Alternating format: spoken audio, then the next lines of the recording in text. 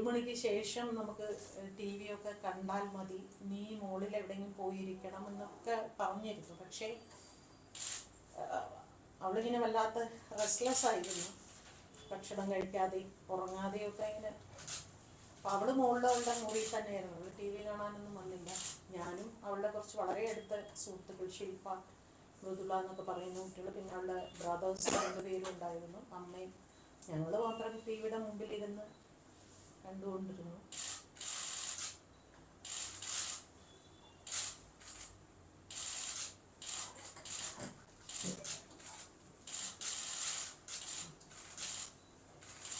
പിന്നെ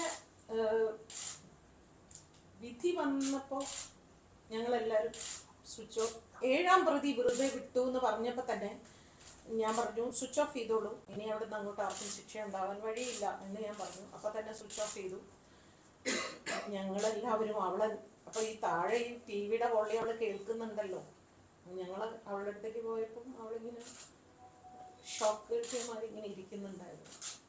ഞാനിനി എന്താ ചെയ്യേണ്ടത് എന്നിങ്ങനെ ചോദിച്ചു. ഞങ്ങളാരും ഒന്നും മിണ്ടിയില്ല, ആരും ഭക്ഷണം കഴിച്ചില്ല. എല്ലാവരും വൈകുന്നേരം വരെ അങ്ങനെ സൈലൻ്റായിട്ട് തന്നെ ഇരുന്നു. അത് മാത്രമേ ഉണ്ടായിരുന്നുള്ളൂ. അപ്പീൽ പോകുന്നതിനെ കുറിച്ചൊന്നും സംസാരിക്കാൻ പറ്റുന്ന ഒരു മാനസികാവസ്ഥയിലല്ലായിരുന്നു. അതല്ലായിരുന്നു അവിടെ സംസാരിക്കേണ്ടത്. അവളെ ഒന്ന് ആ സമയത്തൊന്ന് കൺസോൾ ചെയ്യാന്ന് മാത്രമേ ചിന്തിച്ചുള്ളൂ.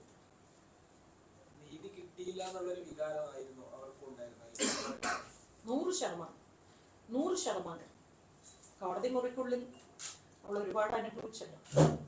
എല്ലാവർക്കും അറിയാലോ, 2 മണിക്കൂർ ആ തെരുവിൽ അനുഭവിച്ചതിൻ്റെ 100 ഇരട്ടി 15 ദിവസം കോടതി മുറിക്കുള്ളിൽ അവൾ അനുഭവിച്ചു. അത് അവൾ പറയുമ്പോഴേ അതിന് നിങ്ങൾക്ക് മനസ്സിലാവുള്ളൂ.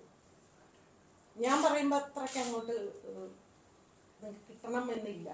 ഇൻസിഡൻറ്റ് നടന്ന സമയം, ആ ഇൻസിഡൻറ്റിനെ കുറിച്ച് എന്നോട് പറയുമ്പോൾ അത് കേൾക്കുക എന്ന് പറയുന്ന ഒരു വലിയ ശിക്ഷയാണത്.